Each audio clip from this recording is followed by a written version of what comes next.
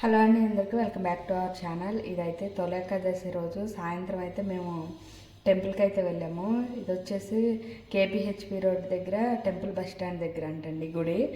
ఇప్పుడైతే ఈ గుడి మేము వెళ్ళామే అని కానీ ఎంత జనం ఉన్నారు, అసలు చాలా రష్గా ఉంది. ఫస్ట్ టైం నేను ఈ గుడికి రావడం కూడా.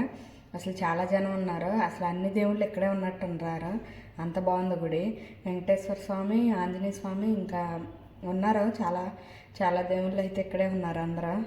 మేమైతే ఇవన్నీ చూసుకుంటూ వస్తున్నాము. ఫస్ట్ టైం అయితే ఈ గుడికి రావడం చాలా చాలా బాగుంది.